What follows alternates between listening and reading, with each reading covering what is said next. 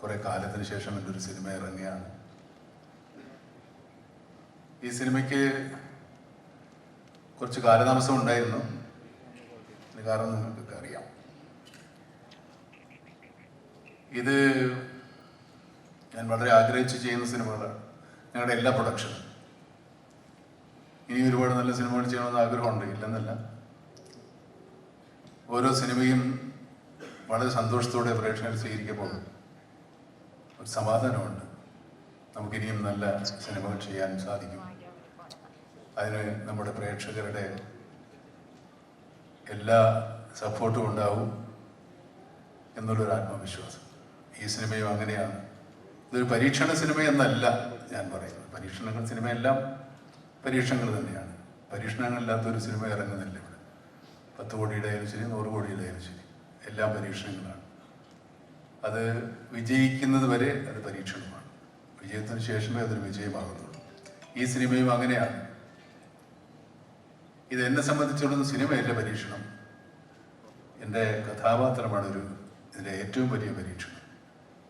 ഈ സിനിമയിൽ ഞാൻ ചെയ്യുന്ന കഥാപാത്രത്തെ ഒരുപക്ഷെ നിങ്ങൾക്ക് സ്നേഹിക്കാനോ ഇഷ്ടപ്പെടാനോ വലിയ ബുദ്ധിമുട്ടാണ്. പക്ഷേ ഈ കഥാപാത്രം നിങ്ങൾക്ക് സിനിമ കണ്ടു പോകുമ്പോൾ തിയേറ്ററിൽ ഉപേക്ഷിച്ചിട്ട് പോകാൻ പറ്റില്ല.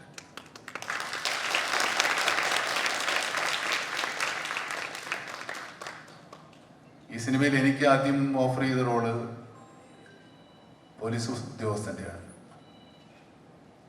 അതെന്നേക്കാൾ കുറച്ചുകൂടെ നന്നായി ചെയ്യാൻ വിനായകനാണ് നല്ലതെന്ന് എനിക്ക് തോന്നുന്നു. അദ്ദേഹത്തെ സമീപിച്ചപ്പോൾ പുതുക്കാരൻ എന്നെ വിശ്വാസമായില്ല. ശരിക്കും ഞാൻ തന്നെയാണോ, നിങ്ങൾ വിനായകനാണോ ഉദ്ദേശിച്ചത്? പറയാതെ ഈ സിനിമയിലെ നായകൻ വിനായകനാണ്.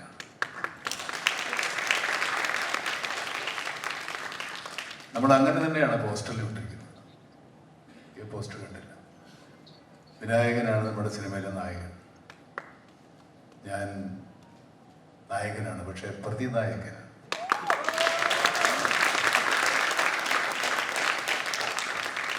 ഇത്രയും കാലം എൻ്റെ എല്ലാ സിനിമാ കസർത്തുകളും സ്വീകരിച്ച് ഈ പ്രേക്ഷകരെ വിശ്വസിച്ച് തന്നെയാണ് ഞാൻ ഇങ്ങനൊരു കഥാപാത്രം ഏറ്റെടുക്കാൻ ധൈര്യപ്പെട്ടത്.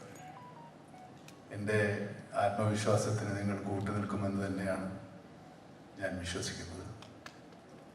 കാരണം കഴിഞ്ഞ 45 വർഷമായി നിങ്ങളെ വിശ്വസിച്ച് മാത്രമാണ്, അല്ലെങ്കിൽ നിങ്ങളെ രസിപ്പിച്ചുകൊണ്ട് മാത്രമാണ് ഞാനിവിടെ നിലനിൽക്കുന്നത്. ഇനി അങ്ങോട്ട് അതിനുള്ള അവസരങ്ങൾ ഉണ്ടാകട്ടെ എന്ന് ആഗ്രഹിക്കുന്നു, പ്രാർത്ഥിക്കുന്നു.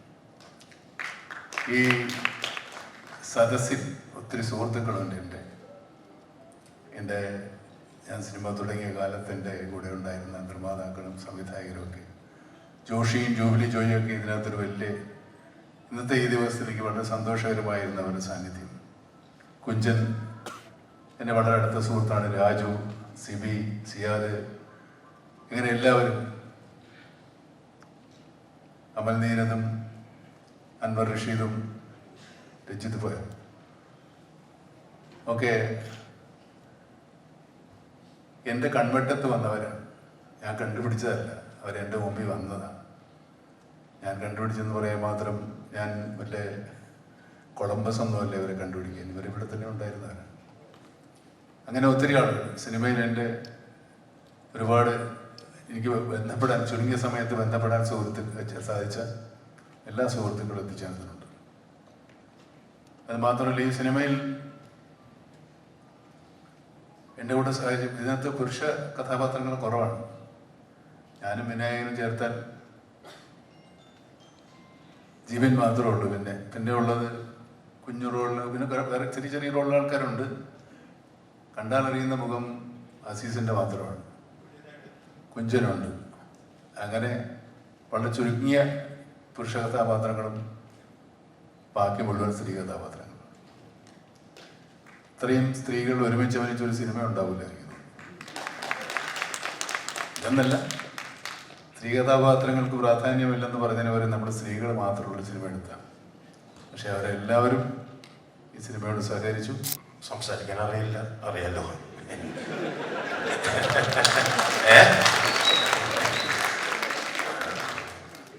ലൈഫിൽ നടക്കുന്ന ചില സംസാരിക്കാൻ അറിയില്ലെങ്കിലും നന്നായിട്ട് അഭിനയിക്കാൻ അറിയാം.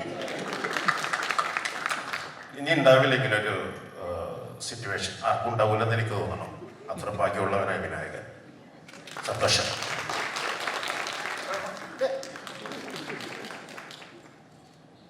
രണ്ട് വാക്കിലെല്ലാം ഒതുക്കിയല്ലേ?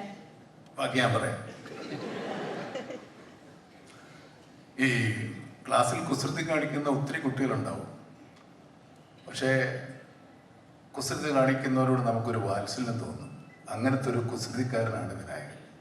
വിനായകൻ ഒരുപാട് കുസൃതികൾ കാണിക്കുമെങ്കിലും ഒരു വാത്സല്യം നമുക്ക് എല്ലാവർക്കും ഇയാളുടെ സിനിമ കാണുമ്പോൾ തോന്നിപ്പോകും.